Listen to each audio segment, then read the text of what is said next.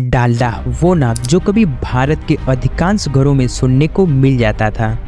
डालडा की दुनिया में झांके जरा। वीकेंड्स में कुछ भी स्पेशल बनाना हो तो डालडा में ना बने तो स्वाद ही नहीं आता था। लेकिन उस टाइम का हर मिडिल क्लास इंडियन का फेवरेट यह वनस्पति घी आज गायब कहाँ हो गया। 25 से 30 वर्षों तक मार्केट की हर दुकानों में राज करने वाले डालडा को लोग कैसे भूल गए? क्या लोगों ने इसे इसलिए खाना बंद कर दिया क्योंकि इसमें जानवरों की चर्बी का यूज होता था?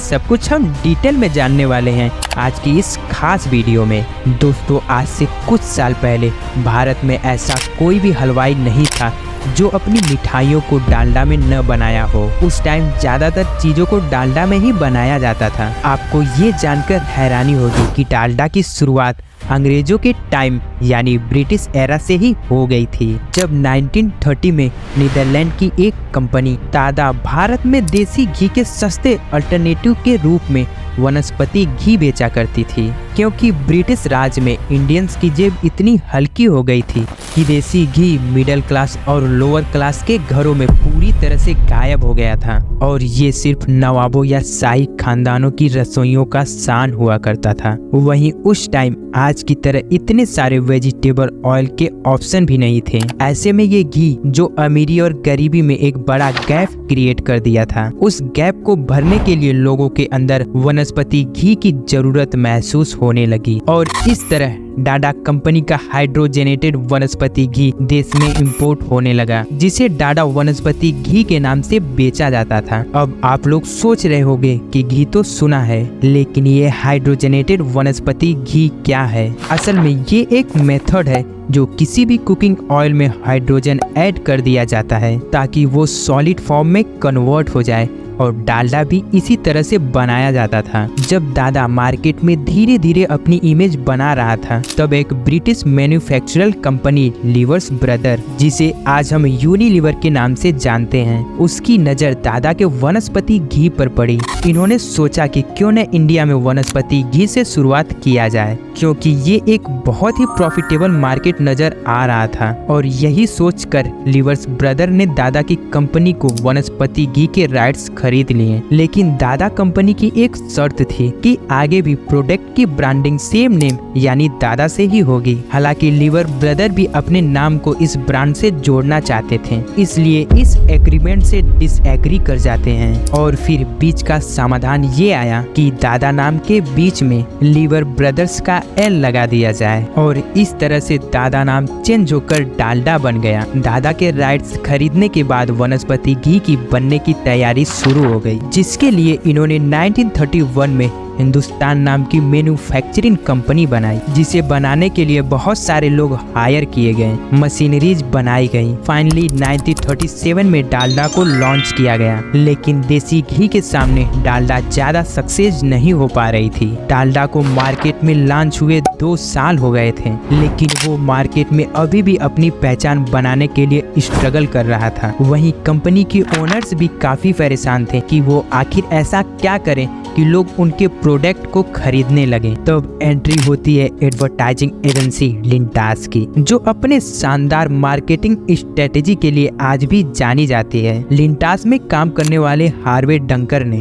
डालडा के एड कैंपेन का चार्ज संभाला और उन्होंने 1939 में भारत का पहला मल्टीमीडिया एड कैंपेन क्रिएट किया। यह एक शॉर्ट फिल्म थी जिसे सिनेमा घरों में फिल्म स्टार्ट होने से पहले या इंटरवल के टाइम दिखाया जाता था। इसके अलावा लाखों में पैम्पलेट्स बांटे गए, न्यूज़पेपर और मैगजीन में एड प्रिंट कराए गए, जिस एड में दिखाया गया था कि जो माँ अपने बच्चों की केयर करती हैं वो डालडा का इस्तेमाल जरूर करती हैं। इसके अलावा कंपनी ने डालडा की कुक बुक भी निकाली, जिससे लोग तरह तरह के नई नई रेसिपी सीखते थे। साथ में उससे डालडा का प्रमोशन भी हो जाता था। और तो और कंपनी ने डालडा के टीन जैसी दिखने वाली एक गोल वैन को भी सड़कों पर घुमाने लगे ताकि वो लोगों का अटेंशन पा सके। अब धीरे धीरे लोगों के मन में डालडा को लेकर विश्वास होने लगा था। सबसे ज्यादा लोगों का भरोसा जीतने में 100% शुद्ध वनस्पति घी से बना इस टैग लाइन का सबसे बड़ा हाथ था और साथ में पीले रंग के डब्बों पे बने ट्री का भी भरोसा जीतने में काफी कारगर साबित हुआ। और अब धीरे धीरे घर घर में डालडा का इस्तेमाल होने लगा। वहीं डालडा की मार्केट वैल्यू बढ़ गई थी। कंपनी अपने मार्केट को बढ़ते देख उसे और बढ़ाने में लग गई। इन्होंने डालडा को हर देश के कोने कोने में पहुंचा दिया। वहीं ये कुछ दिनों में डालडा हर घर की रसोइयों का राजा बन गया। डालडा की कीमत देसी घी के मुकाबले बहुत कम थी, इसलिए गरीब और मिडिल क्लास वाले लोगों के लिए डालडा कम खर्चीला साबित हुआ था। शुरुआती 40 सालों तक डालडा के सामने कोई भी ब्रांड नहीं था और 1980 तक यह कंपनी अकेले ही बाजार में राज करती रही। वहीं इसकी पॉपुलैरिटी सिर्फ भारत में ही नहीं थी, बल्कि एशिया के कई देशों में इसकी पॉपुलैरिटी हो गई थी। और आज भी इंडिया को छोड़ के पाकिस्तान, अफगानिस्तान और म्यांमार में डालडा का इस्तेमाल जोरों शोर से किया जाता है। पर ऐसा क्या हुआ कि भारत में डालडा की पॉपुलैरिटी कम होती चली गई? इसका सबसे बड़ा रीजन था कि डालडा बहुत बड़े विवादों में फंस गया था। डालडा को लोगों की तरफ से हेट मिलने लगी थी। वहीं कुछ लोग डालडा को बैन करने की मांग भी करने लगे थे। ये विवाद इतना बढ़ गया कि ये मुद्दा सांसद तक पहुंच गया था। लोगों ने डालडा को विलायती घी यानी असली घी का नकली रूप कहने लगे थे।